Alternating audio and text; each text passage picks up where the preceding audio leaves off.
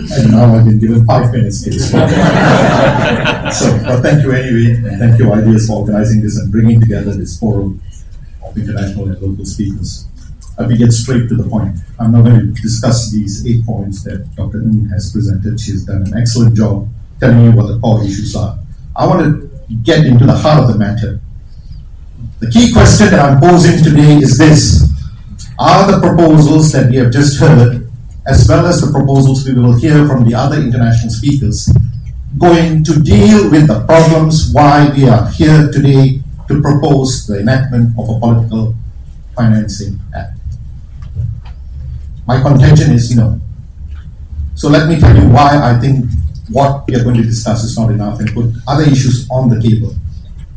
Let's go back in history. The real problem that started was political parties, a political party, the ruling political party, UMNO, the minister is from that party, started using money during party elections. It started in 1981. And since then, the volume of money used in internal party elections has just festered and mushroomed. It's gone into the millions. And this problem now, with parties breaking apart, has now also seeped into the opposition.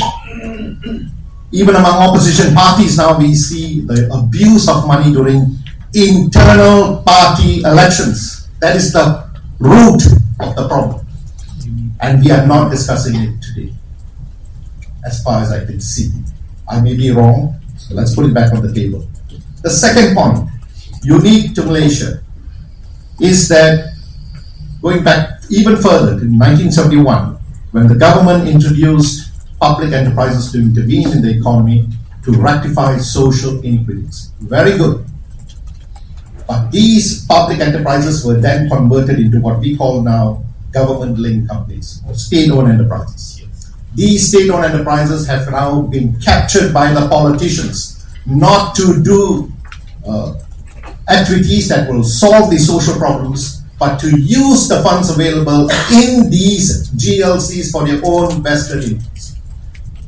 It's a new form of public financing. And here's where the problem gets terrible. In all 13 states in this federation, each state government has their own GLC ecosystem. And today we have a phenomenon where opposition parties and parties which is part of the unity government, also control state governments. So it doesn't matter now.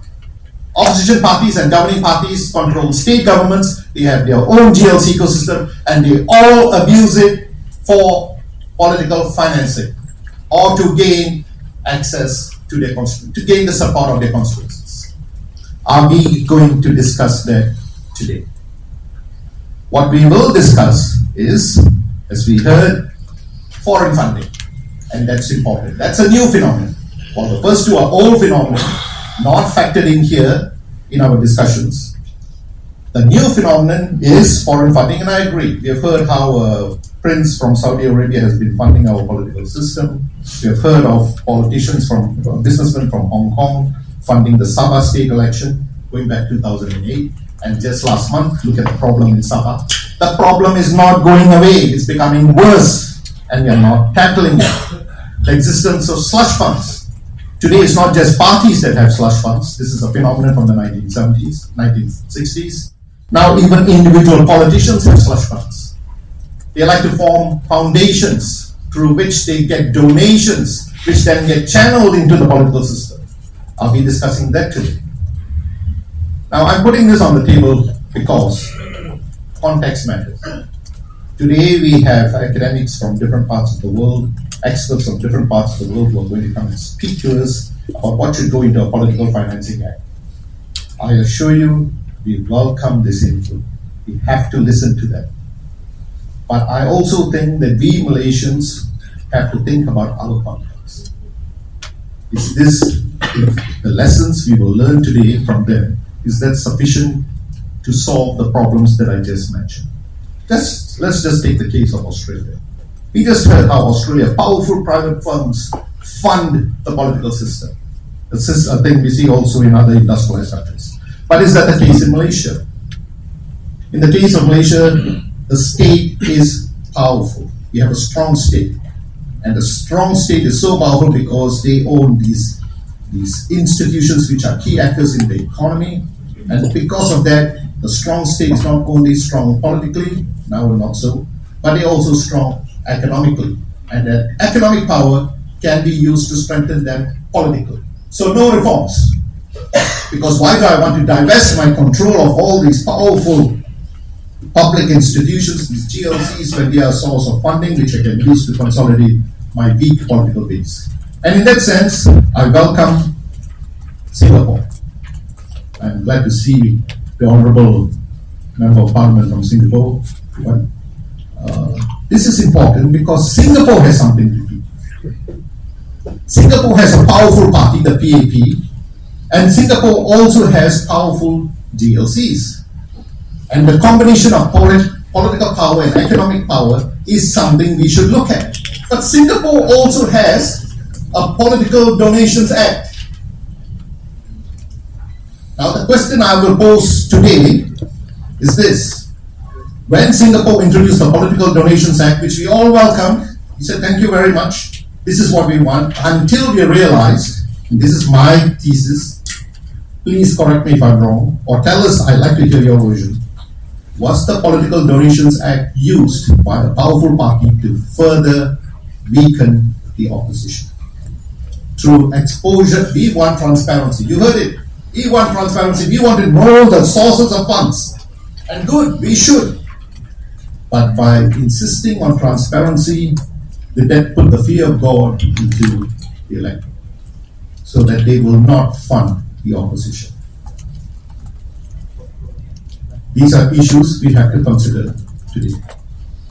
When we ask for transparency, how is this transparency going to be imposed in such a way there will be no fear of the electorate as to who they want to fund? But instead, what are we doing? Are we looking at these institutions? Just early last year, the Deputy Minister from the Ministry of Law, Azalina's Deputy Policy said, we are looking at Denmark, Germany, Japan, Korea, Canada. Fine. And they visited these countries, I'm told. Fine. But the question is, do these countries have the kind of regulation, the enactments, that we should follow? Will it serve our purpose? Look at the case of Singapore.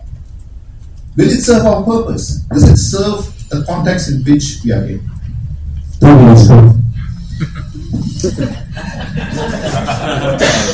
20 years time. Now you know why Malaysia has an authoritarian state. I put it away. This is one of our finest activists. I'd like to, let's say before the Q&A, let's say before discussion. I want to put one more thing on the table. We have to talk about it. This is a country where political parties own businesses. Big businesses. Do we see this in other countries? Do we see a situation where a party, it's not in power now, it's controlled out, thank God, owns the leading newspaper in the country?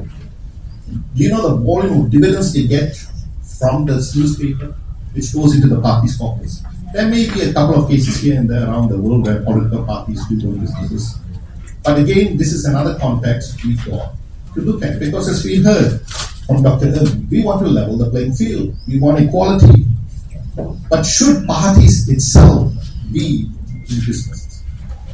Especially in a business like media. And I'll close on this point. I'd like to say this. When the 1MDB scandal broke, finally the Prime Minister at the time, Najib Razak, who is now in jail, said, we need a political financing act. And he formed a committee to look into creating a political financing act. They proposed a political donations act. Those of us who refused to join that committee formed another group of NGOs, and we came up with something more comprehensive. We called it the Political Parties Act. And in the Political Parties Act, one component of it was political financing, so that we could also ensure that the parties function in a way which is legitimate. We could also ensure there's transparency in the party elections. We could also ensure that there is independence of the Election Commission, of the Attorney General's office. It's not just about the Act, it's about having independent institutions to ensure that the acts are enforced equitably, not selectively enforced. I'll leave you with these. These are the issues I hope we will consider today when we talk about where we go from here with this Act being proposed to the government. Thank you.